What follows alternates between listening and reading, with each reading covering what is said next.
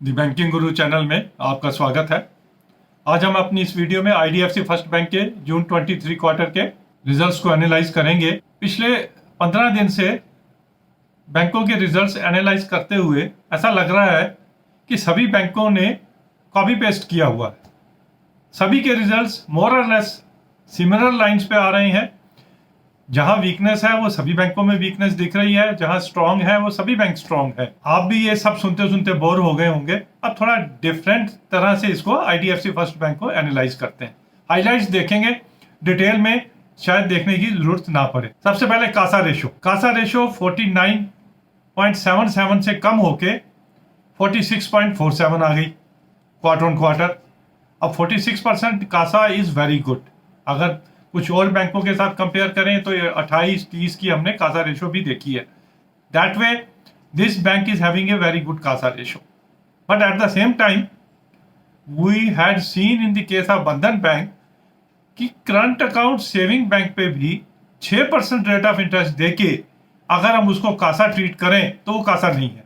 Purpose of CASA ratio calculate करने का है low cost no cost deposits हमारे कितने हैं, ना कि a major chunk of term deposits को हायर रेट ऑफ इंटरेस्ट देके अगर आप कासा में कंसीडर करें तो वो कासा रेशो का जो पर्पस है वो डिफीट कर देता है। I am sure IDFC first bank के केस में ऐसा नहीं होगा। Another thing in CASA case 2131 crore का करंट अकाउंट में इनके 31 मार्च को पैसा आता है। 31 मार्च से पहले, 31 मार्च के बाद वो निकल जाता है, इसलिए 31 मार्च की कासा इनकी बढ़ गई और उसके बाद कम हो गई। होनी ही थी। गवर्नमेंट का करंट अकाउंट में पैसा कितनी देर रहेगा।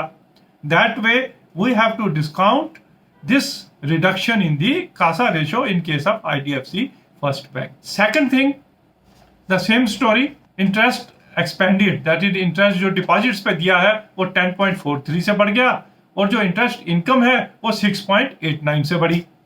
उसकी वजह से डेफिनेटली ऑपरेटिंग प्रॉफिट पे फर्क पड़ना ही था, क्योंकि कॉस्ट ऑफ फंड्स बढ़ गई और यील्ड ऑन एडवांसेस इतनी नहीं बढ़ी। तो यही इनके केस में भी हुआ कि इनका ऑपरेटिंग प्रॉफिट जो है 58 करोड़ से कम हो गया, जिसका मेन कारण इनका interest expanded on the deposits जो बढ़ने की वजह है। अब इस आईडीएफसी फर्स्ट बैंक में एक नेगेटिव फीचर मुझे दिख रहा है, वो है कि इनके जो ऑपरेटिंग एक्सपेंसेस, टोटल एक्सपेंसेस में से ऑपरेटिंग एक्सपेंसेस 54% है, विच इज वेरी हाई।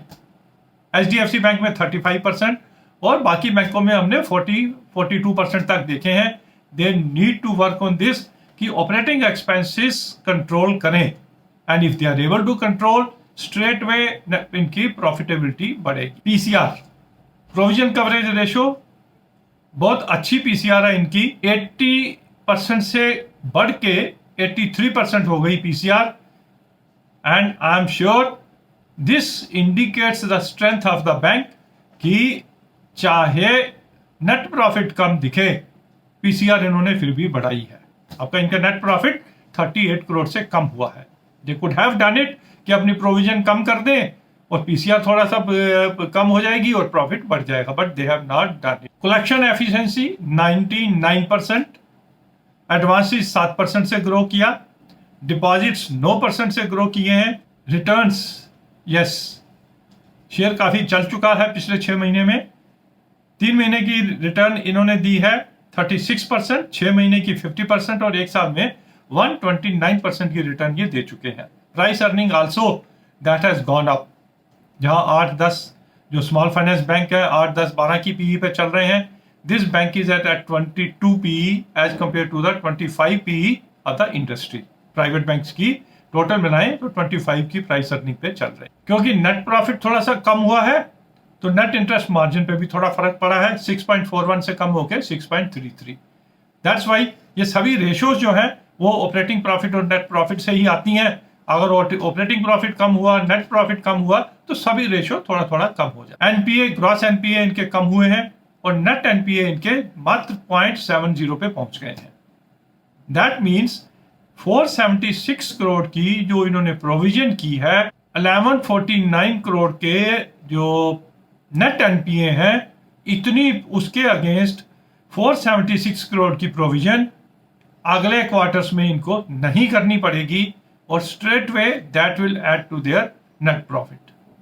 इसलिए second, third, fourth quarter we are sure IDFC first bank अच्छा दिखाएगा नेट प्रॉफिट लेवल पे भी, ऑपरेटिंग लेवल पे एक्सपेंसेस को कंट्रोल करके they need to show good operating margins. Share अब 52 वीक हाई पे ऑलमोस्ट चल रहा है, इन रिजल्ट्स के साथ 2-4 रुपए कम हो सकता है, depends on the market sentiment. Bank Nifty के ऊपर डिपेंड करता है कि उसकी चाल कैसी रहती है, बट श्योरली 10% करेक्शन पे आप जितना मर्जी आईडीएफसी फर्स्ट बैंक ऐड कर सकते हैं। फर्स्ट एडिशन आप कर सकते हैं 5% करेक्शन पे, the second edition you can do at 10% correction. Able CEO in place who is saying कि IDFC first bank will be the next HDFC, though it is long way to go but it is on the path of progress.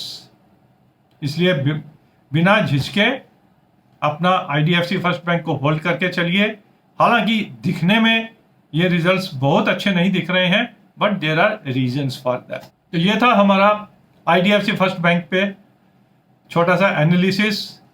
Detail analysis ना करते हुए we have tried to highlight few things which are self explanatory, which indicate कि results जो है wow नहीं है, इसलिए small correction is expected in IDFC first bank also. 2-4-5 रुपए की करेक्शन हो सकती है, उसके लिए हमें तैयार रहना चाहिए, but long term it's a good bet. Thank you very much for watching small video. पर ध्यान रहे, share market investment is subject to market risk, understand the risk and then only invest. Thank you.